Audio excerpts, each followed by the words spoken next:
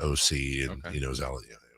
Joining us right now from CBS Sports on perhaps the biggest fantasy day of the year, because 90% of you, hopefully, if not more, have waited and will be drafting this weekend or early next week. So between now and the next time we talk to Dave Richard, lots and lots and lots of drafts will have happened. And he is here for you at 1-800-920-1140, or, of course, the chat line, or our text line at 916-339-1140. David, good morning. Thank you for shifting things around and joining us. How are you? I am excited to be here. Do you want me to come on StreamYard so you can see my pretty face? That's up to you. I mean, if that's an easy thing for you, great. If Yeah, I can click it right now, but then I got to hang up the phone to do it. All right, well, we'll hang up the phone and you click it. You're hanging up on me? How dare you? Wait, don't hang up. No, that doesn't feel right. No, you hang up. No, you hang up. You say bye first. You say bye first. Okay. Oh, he did. That was a fun exercise. Hey, let's welcome there in he is. CBS Sports' Dave Richard. Good morning, Dave. I love how I've got a giant head compared to the two of you. Like I'm the Wizard of Oz, and you guys are Dorothy and Toto trying to figure out how to get back to Kansas. I'll let you guys figure out who's who between Dorothy and Toto. I'm 100% Dorothy. I like the red ruby slippers. It is true though, because like the way the three shot works. Yeah. Like I guarantee you have a bigger head than Dave Richard, As do I. but I'm like 50 feet away, and Dave's just like he's just right there. What size hat do you wear? It's like the one below an 8. Yeah, that's what I wear. It is? Mine reads too big. We had we could break open a bunch of coconuts with our head. We broke ground on a stadium for our soccer team out here, the Sac Republic. They gave me a hard hat for it looked like a yarmulke more than the actual hat itself. That's how fat my head is. So. Hey, but a lot of brain in there, right, Dave? I'd like to think so. My wife might disagree, but yeah. Good points. All right, so a lot of draftings going on this week, and I'll start with an easy one. I hope, in your mind, winning a fantasy football championship, taking luck and injury out of the equation, which is obvious. What percentage would you say is the draft, and what percentage would you say is being a good free agent monitor or trades? By the way.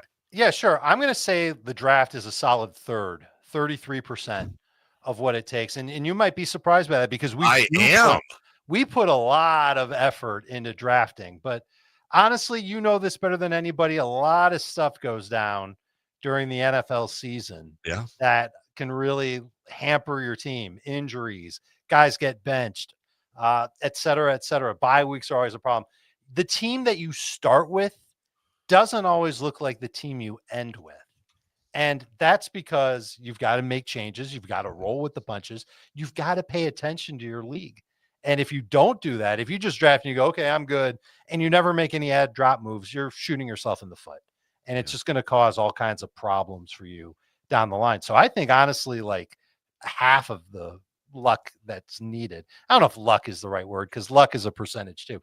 Let's say 50% of the winning formula is maneuvering the waiver wire correctly. It's without question the most important thing. Wow. And on that third, Dave, of the drafting part of it, how important is the, second half of the draft compared to the first? Because everyone always thinks, well, I'm picking 8th, I'm picking 2nd. Who do I pick? Or maybe on the turn, but there's way more than your top 2 guys. How important is the dividing of the draft and getting it right and winning your league? And do you have a preferred, let's say it's a 12-team league, do you have a preferred drafting spot if you could pick any of them, to Jason's point? Yeah, so it changes every year. This year I do like to be toward the end of round 1 and the beginning of round 2. It gives me the most flexibility to potentially take 2 wide receivers to start my draft. That's in a PPR league. If it's a non-PPR league, I'd probably shift to the early part of round 1.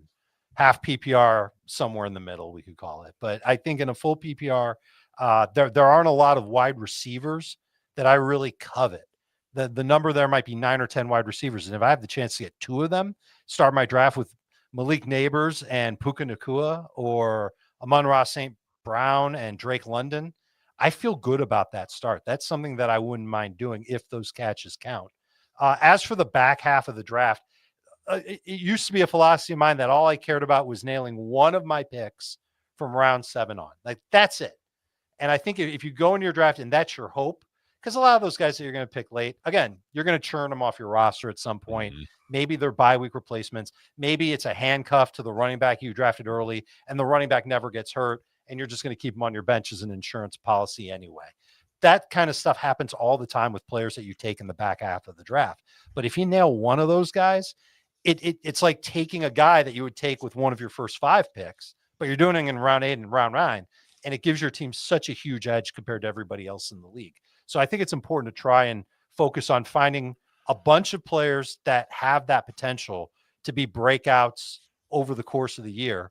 Some of them you need to be patient with. You can't draft some of these day 3 rookie types like a Bashal Tutin, who I don't even think is a day 3 rookie. I think he was drafted in the 3rd round, but he's going to be number 3 on the depth chart for Jacksonville. That's somebody who could be great in the second half of the year. Luther Burden for Chicago could be great in the second half of the year. If you draft those guys, you have to be patient.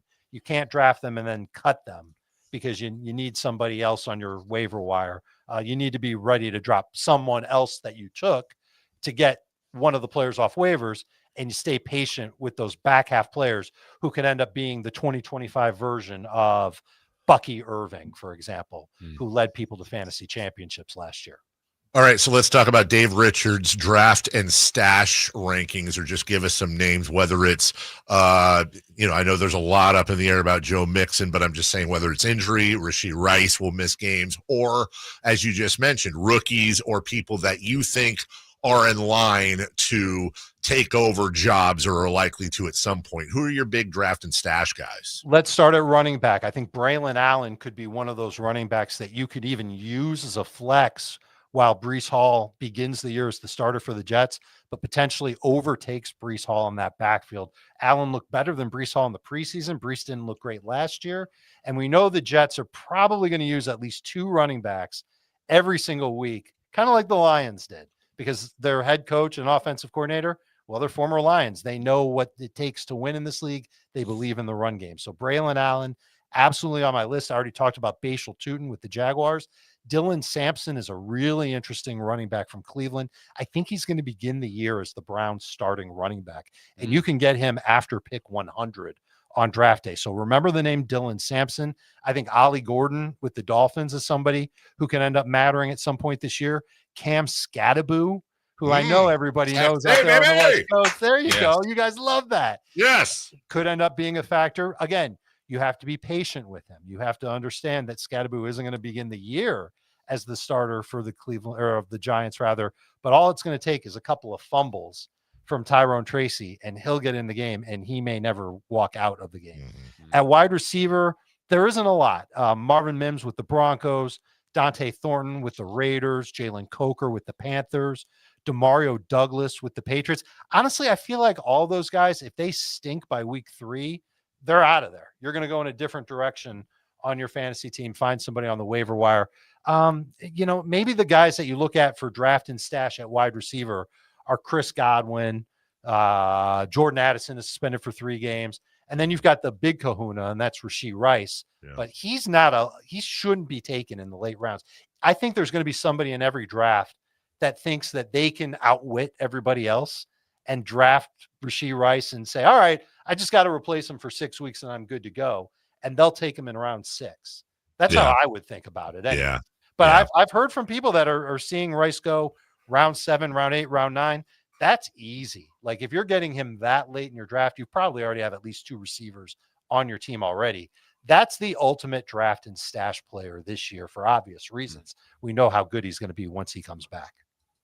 Dave, there's obviously everybody focuses on the quarterback, running back, receiver, and that we don't always talk that much defense and special teams, but a significant player got dealt yesterday, Micah Parsons to the Packers.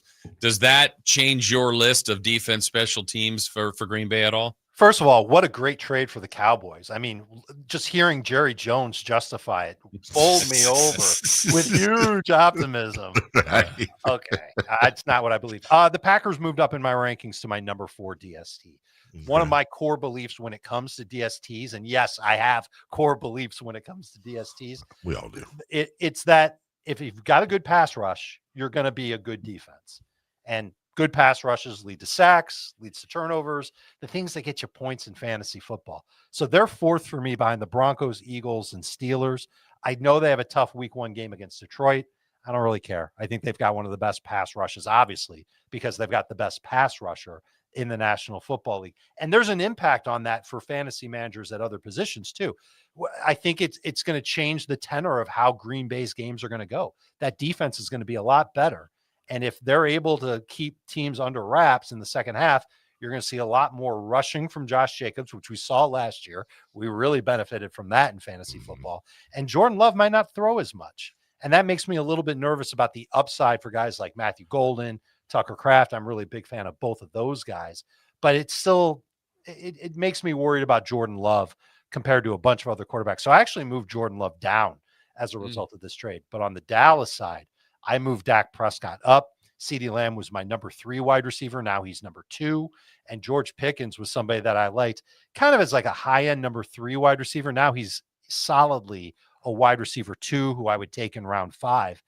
And even Jake Ferguson, you can make the case for him as a starting tight end. That Cowboys team, the defense they've got the worst pass rush now in the NFL.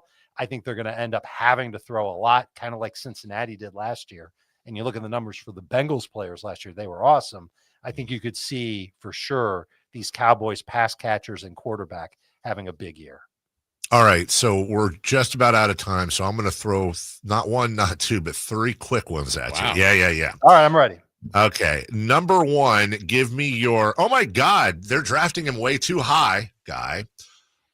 Number 2, hey, who's going to take that leap this year and end up being a top 10, top 15 guy next year? And then number 3, this is my favorite one every year, everybody during the draft, after you draft this guy, goes, oh my God, he was still available? Guy. The guy who everybody's still going to be available. All right, so the first one is, OMG, he's going too soon. Yeah. Based on our average draft position, that would be Josh Allen, who's going 16th overall. That's way too soon for any God, that seems way too late to me. I heard Josh Allen at 16, and in my mind, I'm like, wow, that's late. But I get it. Running backs and wide, you're 100%. Yeah, I think it's a mistake to take a quarterback. If you can only start one, I think it's a mistake to take one when you could get another really good wide receiver or another really good running back. Again, one of my core strategies for quarterbacks is to take one at a fair value. And as long as you're doing that on draft day, I think you're okay. So I feel like Josh Allen just going a little bit too soon. Although there's another name, Dave, that's just sweeping the nation. Ja'Cory Krosky-Merritt. His average draft position is silly high. It's round 7. He's almost being taken in the top 80 picks. Wow. And I don't see it. Like, I get that it's Washington. They traded away a running back, but I think that's a 3-man backfield. And I don't know if Krosky-Merritt is going to warrant that type of draft pick.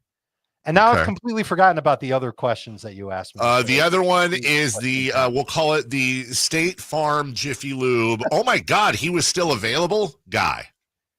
I wonder if that ends up being Stephon Diggs, because a lot of people remember the ACL injury and they don't even realize that he was practicing with the Patriots before training camp even started.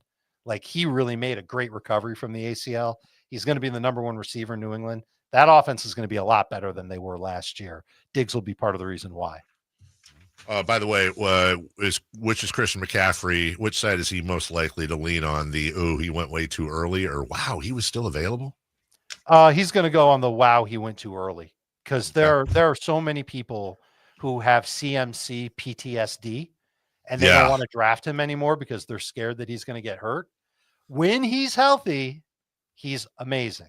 And he's healthy right now. And by the way, the 49ers are a little thin on playmakers. They've got Pearsall, they've got Kittle, and they got nothing else. So I think Christian McCaffrey is in line for a lot of work, and maybe more in the catching department and maybe a little less in the carries department, especially when they're at midfield. That could be part of the reason why Brian Robinson's there. Where can people see, hear, touch, smell, and love you? I'm always available to be smelled on YouTube. Search for Fantasy Football Today. Today I'm wearing a nice tropical mist from Old Spice. It's a little strange. Yeah, I picked the wrong bottle in the shower and took my wife's instead. But sure, we give fantasy advice for an hour plus every single day. So you can watch us, react to us, converse with us. Go to youtube.com, search for Fantasy Football Today, like the videos, subscribe to the channel so you know when we're live. We're live every single day, including Sunday mornings before every single game starts for Start Sit advice. It's kind of your secret to winning your fantasy league. And also he throws out free advice all year long at Dave Richards, spelled exactly as it sounds, and will join us each and every Friday. Yes. David, appreciate you. We'll have plenty of conversation next week about our drafts that we've already had. I will mask and lie that audiences have questions for you when it's really me. I didn't have the monitor on. Hey, that's a screenshot right there. Yes. That might be my new avatar. David, have a great weekend. Have a great draft. Thanks for having me, guys. Good luck in your drafts this weekend. Thank you, brother. Take care. That's Dave Richard. He is one of my favorites. He is he gets it. He 100% gets it. We'll take a break. When we come back, a little bit of college football because we didn't get to all of it, but also we'll go around the diamond as well, including the San Francisco